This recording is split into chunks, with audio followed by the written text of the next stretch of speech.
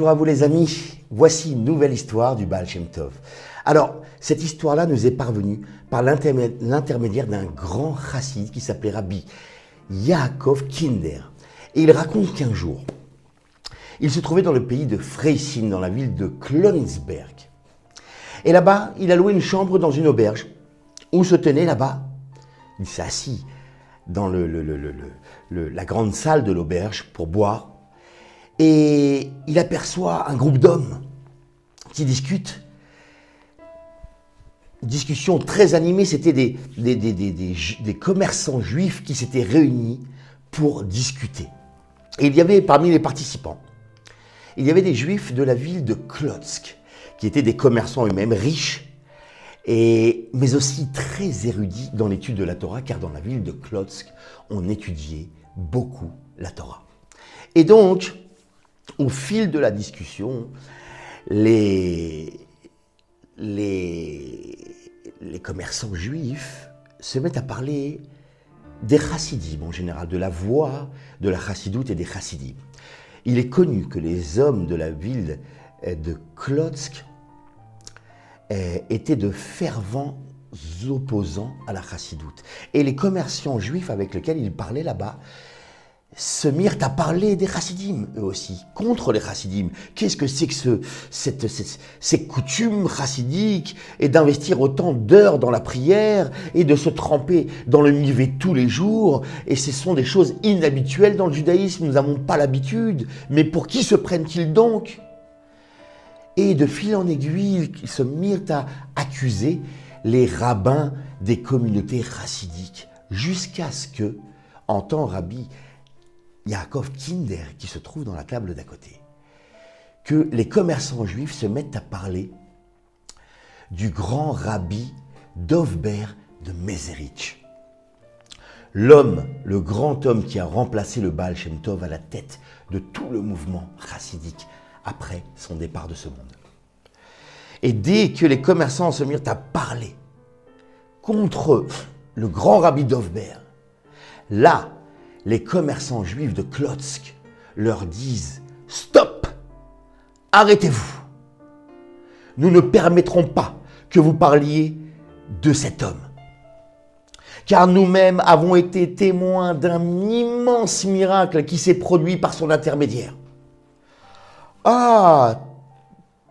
Eh bien, disent les autres commerçants en face, eh bien, faites-nous participer, racontez-nous donc quel est ce si grand miracle que le rabbi Dovber a réalisé. Et les commerçants de Klotsk se mettent à raconter une histoire. Nous avons un ami qui est commerçant lui aussi. Et il se trouvait dans un voyage pour affaires. Il devait se rendre dans une certaine ville en Volyn, dans le pays de Volyn, pour acheter de la marchandise. Et en chemin, avec sa calèche, il se perd, il s'égare, il se trompe de chemin pendant toute une demi-journée et pendant toute une demi-nuit. C'était l'hiver et par mégarde, il est perdu pour arriver par hasard dans la ville de Mezerich. Il était frigorifié de froid.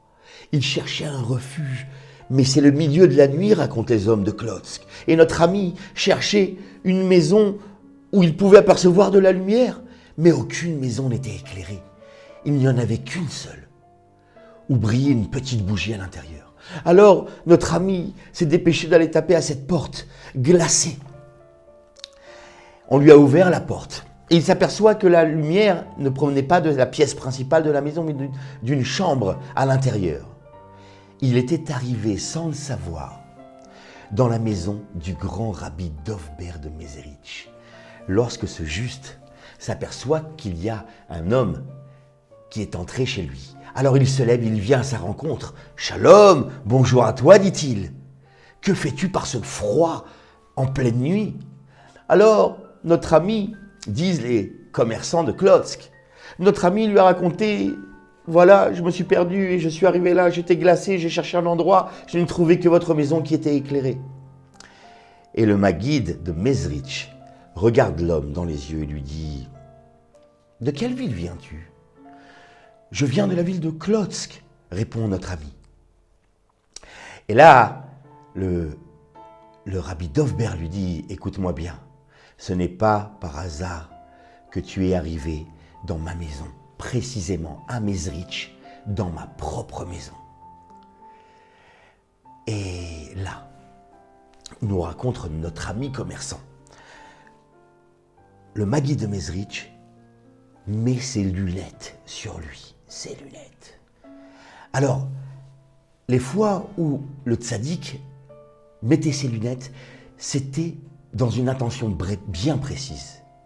Sa vision était telle qu'il pouvait voir d'un bout à l'autre du pays et d'autres pays même. Mais lorsque le Maguide voulait se concentrer sur un détail en particulier, alors il mettait des lunettes pour pouvoir se concentrer car il voyait trop de détails dans le monde entier. Alors le Maguide met ses lunettes et il le regarde intensément et lui dit « Dis-moi, lorsque tu as quitté la ville de Klotsk, avais-tu un enfant très malade ?» Et notre ami, le marchand, lui dit « Oui, c'est exact, Rabbi, il était très malade. Mais comment le savez-vous » Et le Maguide lui dit « Surtout ne t'inquiète pas pour lui, car à présent, il est totalement guéri. » Et le Maguide continue. « Quand tu vas rentrer chez toi à Klotsk, tu apercevras que la ville est dans un très grand tumulte, dans une grande panique. Pourquoi ? Car une épidémie s'est déclarée dans cette ville et les enfants, les bébés, les enfants en bas âge meurent tous les jours. Ne t'inquiète pas, ton fils, lui, est sain et sauf. Et tous les gens de la ville seront plongés dans la panique. Le lendemain de ton arrivée, dit le Maguide, un des riches juifs de la ville organisera la circoncision de son fils qui est né quelques jours auparavant. Et les notables et les gens importants de la ville seront invités à cette Brit Mila, ainsi que toi-même. Et lorsque tu seras à cette circoncision, eh bien les gens là-bas ne parleront que d'un seul sujet, le fléau, l'épidémie qui s'est abattue sur votre ville, les enfants qui meurent tous les jours. Et ils se poseront la question, mais quelle est la raison, quelle est la faute ou les fautes qui ont provoqué une telle épidémie précisément dans notre ville ? Et leurs regards, dit le Maguide, se porteront sur un jeune homme qui sera dans la salle. Et ils se diront, c'est sûrement à cause de lui, à cause des fautes peut-être qu'il fait, nous en sommes presque sûrs, que cette épidémie a éclaté dans notre ville.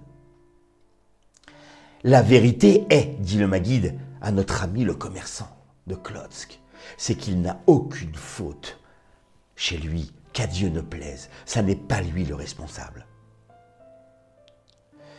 Il y aura aussi dans cette circoncision un des riches hommes de la ville qui fait partie des dirigeants de la ville, qui sera là-bas.